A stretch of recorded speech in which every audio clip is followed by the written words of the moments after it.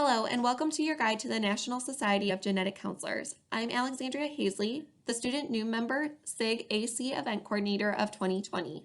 The Student New Member SIG created this webinar to better help current genetic counseling students, as well as first-time attendees, to learn more about the annual conference and the National Society of Genetic Counselors, which will be referred to as NSGC throughout the rest of the presentation. Throughout the presentation, you will see hyperlinks to various parts of the presentation to guide you to the NSGC's website and get more information on those specific topics.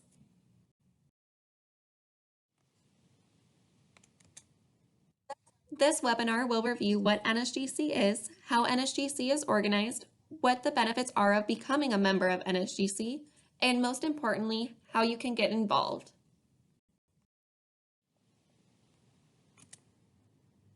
NSGC is the leading voice of genetic counselors. It promotes the professional interests of genetic counselors and provides a network of professional communications. In addition, it provides genetic counselors access to educational opportunities, resources, advocacy, and discussion groups related to genetics and genetic counseling. There are over 3,600 members, including not only genetic counselors, but also other healthcare professionals who are interested in genetics or genetic counseling. The mission of NSGC is to advance the various roles of genetic counselors in healthcare by fostering education, research, and public policy to ensure the availability of quality genetic services. Our vision at NSGC is to integrate genetics and genomics to improve health for all.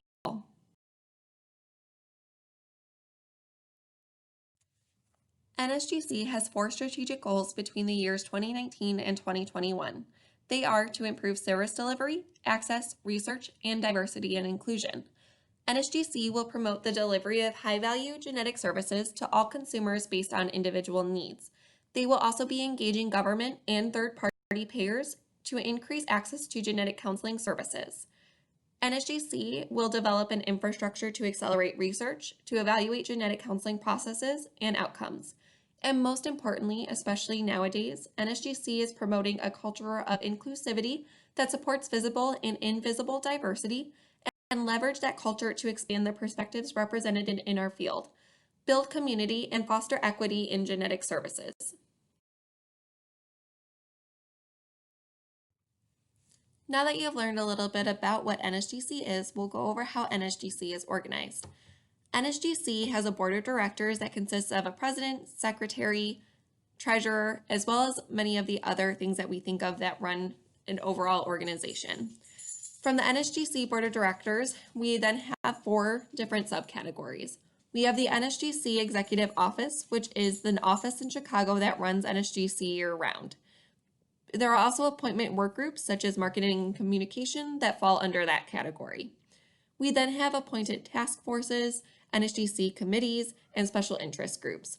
Appointed task forces include the Diversity and Inclusion, NSGC Cares, and Research. We also have NSGC committees, which are responsible for the governance and management of NSGC, and we have advisory groups for things such as ethics, as well as various scholarship or grant funding that may be available. We also lastly have special interest groups.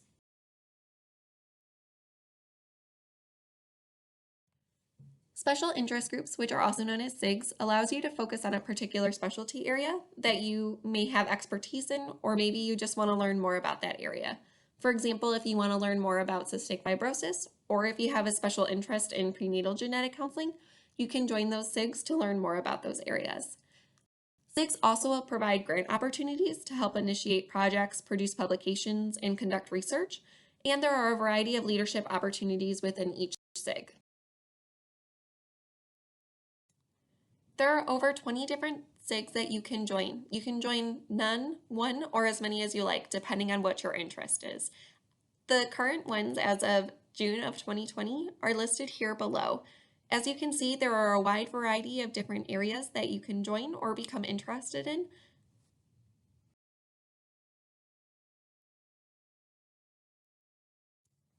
Another benefit of SIGs is you can join right away. You don't need any experience to join one. You just need that interest within that group, and then you'll be able to reap the rewards of all the resources that SIG has to offer. Because majority of you are probably genetic counseling students or new members, I wanted to highlight the Student New Member SIG and provide you a couple of examples of the resources and projects led by both students and new genetic counselors.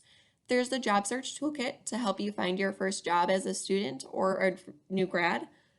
There's also board exam resources such as various practice questions, study guides, as well as the Student New Member SIG creates in-person and virtual study groups if you're interested in forming a study group.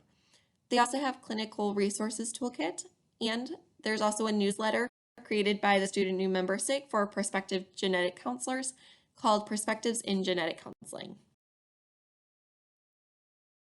We've learned what NSGC is, how it is organized, but what are the benefits of becoming a member of NSGC?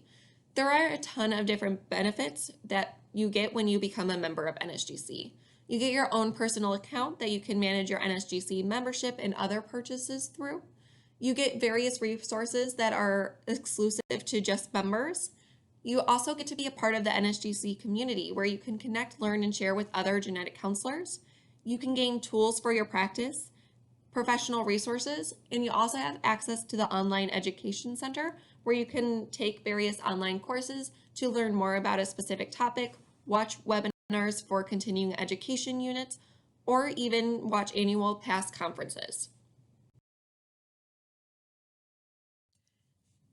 There are 5 different types of NSGC memberships. There is a full NSGC membership, which it goes to anyone who holds a genetic counseling degree and or holds a master's or PhD in a related field and whose primary responsibility is genetic counseling for 3 or more years and or someone who is certified by either the American Board of Genetic Counselors or the American Board of Medical Genetics. There is also the associate membership, which is someone who works in healthcare but is not eligible for a student or full membership. We have the student and new memberships highlighted here since they will probably apply to you. For students, their student membership goes to anyone who is currently enrolled in an American accredited genetic counseling program, as well as there's new members who are eligible for 2 years after you graduate from a certified genetic counseling school. There is also the emeritus membership, which goes out to full members that have retired and have had 10 or more years of membership at NSGC. I wanted to spend some time on the student memberships to highlight some benefits of it, as well as what you can get by becoming a student member. So you get the same benefits as a full member, but at a reduced cost. And who doesn't want that? The only exception is you don't get the privileges to vote, serve on a board of directors, or serve as a committee chair. You get access to the Student Corner, which allows you to communicate with other genetic counseling students, as well as Job Connection, NSGC Connect, which is a mentorship program through NSGC. You get access to the professional status survey reports, which are definitely important to have access to when you're looking for your first job. You can also get access to Ask the Expert blogs and other discussion forums, and student-specific resources that were created by the Student New Member SIG to help you as a genetic counseling student, or even when you're transitioning from being a student to a genetic counselor. Although I highlighted some benefits of being a student new member, there are other benefits to becoming a member of NSGC, such as opportunities to develop your leadership and professional skills, a reduced registration fee for national conferences and online courses, networking opportunities, as well as you get to support the professional association that promotes genetic counselors. In addition, you also get various member resources. I discussed some of them throughout this webinar, but some important ones to think about are billing and reimbursement support, which may be very helpful in your first few years after you graduate genetic counseling school. You also can get your access to the Journal of Genetic Counseling, as well as different funding opportunities for research. There's a variety of different things that becoming a member provides you access for. In addition, can help promote your professional development. Being a member can also provide you opportunities for several funding opportunities if you're interested in conducting research. There's the Jane Engelberg Memorial Fellowship for full members, but as a student, you are also eligible for some project awards. So you can get the Jane Engelberg Memorial Fellowship Manuscript Award or even the Research Project Award. There's also the Audrey Heimler Special Projects Award, State Licensure Grant Awards, Student Cultural Competency and Research Scholarship, and SIG Grant Awards. So for example, if you're interested in a specific area or your thesis project or research project for your training program is within a certain area, for example, maybe reproductive technology, there might be a grant that's associated with that specific SIG that you could apply for to help fund your research project.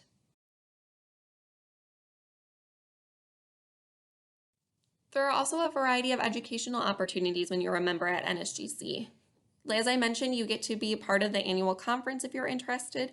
There's also access to the Journal of Genetic Counseling, but you also get access to NSGC online courses, annual conference recordings from past annual conferences, as well as a webinar series. So if you're interested in learning more about the specific area, or maybe you weren't able to attend a conference in the past, you may still have access to those different resources by becoming a member. So how can you get involved? By becoming a member of NSGC.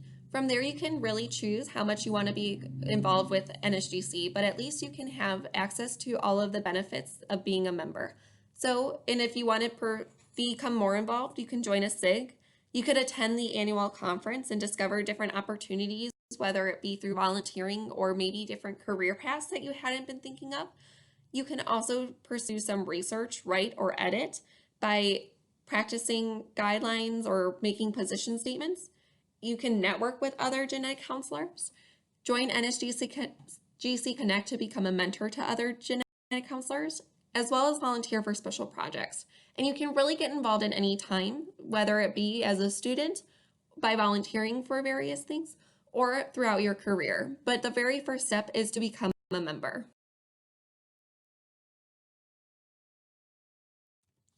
Although we tend to think of NSGC as our primary organization, there are other organizations involved in genetic counseling. You have the American Board of Genetic Counseling, the Accreditation Council for Genetic Counseling, the Association of Genetic Counseling Program Directors, as well as the NSGC. I'm going to spend the next slide talking primarily about the American Board of Genetic Counseling, or ABGC, as well as the Accreditation Council for Genetic Counseling, or ACGC, because these two apply more to students or new members than the Association of Genetic Counseling Program Directors, since AGCPD is more involved with the program directors of the genetic counseling training programs. The American Board of Genetic Counseling is our official credentialing organization for genetic counselors in the United States as well as Canada. This organization is the organization that creates the board exam and is where you submit your continuing education units to maintain your credentialing or your certification to be a genetic counselor. The Accreditation Council for Genetic Counseling, on the other hand, is a specialized accreditation board for educational training programs. So this ACGC is primarily responsible for making sure that each training program meets its competencies and ensure that we are providing the best education for genetic counseling trainees. I wanted to spend some time on the first-time attendee orientation, which occurs at NSGC's annual conference on the very first day. What usually occurs at the first-time attendee orientation is an introduction from the current NSGC president, as well as TED-style talks from current NSGC members. In addition, this is a time to network with other first-time attendees and current NSGC members. I think as a first-time attendee or as a student going to your first national conference, it can be a little bit overwhelming, and we tend to stick within our specific class groups. However, this is a perfect opportunity to network with other genetic counseling students and genetic counselors to learn maybe a little bit more about yourself, as well as maybe different interests that you weren't aware of because you might not have been exposed to it. So really take this time to network with other individuals that you may not know. That way you can maybe form different connections, as well as learn a little bit more about the field of genetic counseling.